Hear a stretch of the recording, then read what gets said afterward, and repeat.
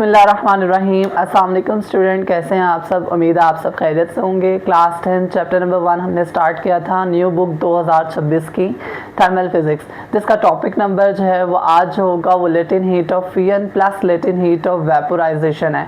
इस वीडियो से जो है हमने नोट्स का भी आगाज़ किया। कुछ बच्चों का जो है वो मुझे मैसेज आ रहे थे, जी सर हमें जो है ना वो ईजी नोट्स भी दे दें साथ, ठीक है, ईजी नोट्स भी लिख दिया करें, ज़्यादा हेल्पफुल हो सकती है वीडियो।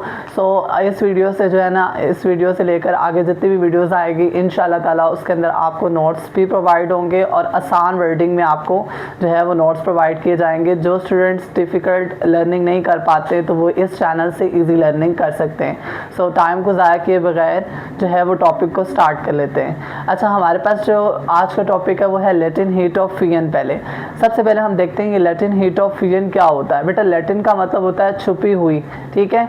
अब क्या छुपी हुई उसको देखते हैं। देखिए हमारे पास सॉलिड, जब किसी हम सॉलिड को लिक्विड में कन्वर्ट करते हैं, किसी भी सॉलिड को लिक्विड में कन्वर्ट करते हैं तो वो कितनी अमाउंट ऑफ हीट उसको रिक्वायर्ड होती है सॉलिड स्टेट से लिक्विड स्टेट में आने के लिए।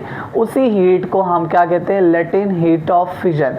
और सिंपली बताऊं तो अगर एक एग्जांपल से समझाता हूं, जैसे एक आइस है, आइस को आप टेम्परेचर देते हैं, हीट देते हैं तो वो क्या होती है, मेल्ट होना शुरू हो जाती है। तो उसको, उस ठोस को, उस सॉलिड को कितनी हीट चाहिए कि वो मेल्टिंग पॉइंट में आ रही है, मेल्ट होना शुरू हो गई है, ठीक है, मेल्ट जो है ना लिक्विड फॉर्म में आ जाती है।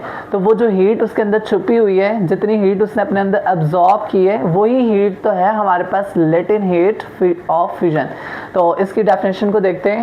The amount of heat required, वो हीट, वो अमाउंट ऑफ हीट जो हमें ज़रूरत होती है to convert 1 unit mass of a solid, 1 unit mass of solid को इनटू अ लिक्विड में कन्वर्ट करने के लिए without change its temperature, temperature को चेंज किए बगैर। शर्त ये है कि टेम्परेचर आपने बीच में बार बार चेंज नहीं करना, एक ही टेम्परेचर पर वो पूरा सॉलिड जो है वो लिक्विड में कन्वर्ट होना चाहिए, ठीक है। तो सिंपल इन वर्ड्स हमारे पास लेटेंट हीट ऑफ फ्यूजन क्या हो गया कि वो हीट छुपी हुई हीट, वो हीट जो हमें ज़रूरत होती है किसी सॉलिड को लिक्विड में लाने के लिए, उस हीट को हम क्या कहते हैं, लेटेंट हीट ऑफ फ्यूजन कहते हैं। इसीलिए हम इसे लेटेंट का वर्ड देते हैं क्योंकि छुपी होती है, उसके अंदर जो है ना वो एब्जॉर्ब करता है, सॉलिड अपने अंदर ही एब्जॉर्ब करता है, हमें दिखाई तो नहीं दे रही होती ना, इसीलिए हम इसको यहाँ पे लेटेंट भी कहते हैं। लेटेंट इसलिए कहते हैं क्योंकि वो छुपी हुई हीट है जो हमें बाहर नज़र नहीं आती, ठीक हो गया। उसके अलावा अगर हम देखें इसका फार्मूला हमारे पास है Q is equal to mLF। अब ये Q क्या है, Q बेटा हमारे पास हीट है, वही हीट जो छुपी हुई है, इक्वल टू मैस। मैस क्या होता है, मैस ऑफ द सॉलिड, जो सॉलिड आपने लिया हुआ है, लेटेंट हीट ऑफ फ्यूजन। ये लेटेंट हीट ऑफ फ्यूजन का सैम्पल है, ठीक है। इसे कांस्टेंट भी कहा जा सकता है और लेटेंट हीट ऑफ फ्यूजन का कोफिशिएंट भी कहा जा सकता है। अच्छा, उसके अलावा जो हमारे पास ये उसका फार्मूला हो गया। फार्मूला के बाद अगर हम देखें ऐसा यूनिट तो वो हमारे पास है जॉल पर किलोग्राम, ठीक है। जॉल पर, इसे जो -1 होता है उसे हम पर पढ़ते हैं, क्या पढ़ते हैं, पर। तो जॉल है, पहले अगर किसी के ऊपर -1 लिखा होगा तो आप पहले पर पढ़ेंगे, उसके बाद अगला उसका यूनिट पढ़ेंगे, जैसे जॉल पर किलोग्राम, ठीक हो गया। अच्छा, यहाँ पर एक चीज़ आपने देखनी है, हमारे पास जो है जॉल पर किलोग्राम इसका यूनिट है।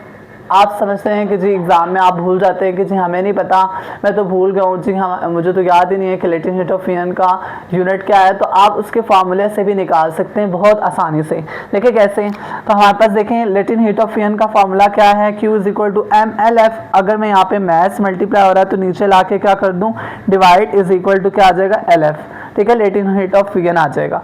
अब आप मुझे ये बताएं कि जो हमारे पास Q है उसको हम किस में जो है ना मेजर करते हैं, वो जॉल में करते हैं, मैस को किस में करते हैं, किलोग्राम में। यहाँ से अगर जॉल है और ये किलोग्राम जब ऊपर जाएगा तो ये पर किलोग्राम बन जाएगा, ठीक है। तो अगर आप देखें तो जॉल पर किलोग्राम किसका यूनिट है, लेटेंट हीट ऑफ फ्यूजन का।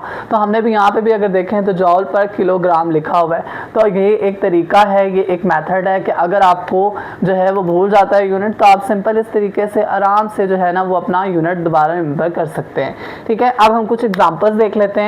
जैसे यहाँ लिखा हुआ है मेल्टिंग ऑफ आइस क्यूब और चॉकलेट मेल्टिंग्स, ठीक है, कि जैसे बर्फ़ है तो बर्फ़ के जो क्यूब होते हैं वो आहिस्ता आहिस्ता क्या हो जाते हैं, मेल्ट हो जाते हैं, तो वो कितनी हीट उनके अंदर छुपी होती है कि वो लिक्विड फॉर्म में आ जाते हैं। वो हीट हमारे पास क्या आ जाता है, लेटेंट हीट ऑफ फिजन में आ जाता है। उसके अलावा अगर हम दूसरा देखें तो चॉकलेट मेल्टिंग, जैसे चॉकलेट्स हैं, ठोस मटेरियल है, सॉलिड है, वो आहिस्ता आहिस्ता अगर उसको हीट दो तो वो क्या लिक्विड मेल्ट होकर फिर लिक्विड में आ जाता है। तो वो कितनी हीट अपने अंदर एब्जॉर्ब कर चुका होता है, वही हीट हमारे पास क्या होती है, लेटेंट हीट ऑफ फिजन होती है।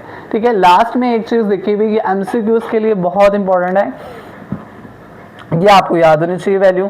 ये latent heat of fission of ice है। आइस की जो लेटेंट हीट ऑफ फिजन की वैल्यू होती है वो होती है 3.36 × 10⁵ जॉल पर किलोग्राम पर केल्विन। ठीक है, तो सिंपल इज दैट कि हमारे पास लेटेंट हीट ऑफ आइस की वैल्यू 3.36 × 10⁵ जॉल पर किलोग्राम पर केल्विन होती है। ठीक है, ये इंपॉर्टेंट एक एमसीक्यूज है, ये आपका आ सकता है एमसीक्यूज में, आपके पास वो फार्मूला पूछ सकता है, ठीक है, यूनिट पूछ सकता है, तो ये तमाम चीज़ें वो जो है ना वो आपसे पूछ सकता है एमसीक्यूज में भी। तो यहाँ पर तो हमारा जो है वो लेटेंट हीट ऑफ फिजन का टॉपिक क्लोज हो जाता है। अब नेक्स्ट हम चलते हैं लेटेंट हीट ऑफ वेपोराइजेशन की तरफ। चलिए बेटा, अब हम जो है वो दूसरा टॉपिक देख लेते हैं, लेटेंट हीट ऑफ वेपोराइजेशन। अच्छा, हमने लेटेंट हीट ऑफ फिजन में पढ़ा था कि हमारे पास सॉलिड को हम कन्वर्ट करते थे लिक्विड में, बट बेटा अब वेपोराइजेशन है, तो वेपोराइजेशन का मतलब क्या है, बुखारात में तब्दील हो जाना। अब बुखारात में कौन सी चीज़ तब्दील होती है, लिक्विड ही होता है। ठीक है, सॉलिड तो बुखारात में नहीं तब्दील होता, सॉलिड जाता है लिक्विड में, और फिर लिक्विड से कौन जो है वो कन्वर्ट होता है, वेफर्स में कन्वर्ट हो जाता है लिक्विड।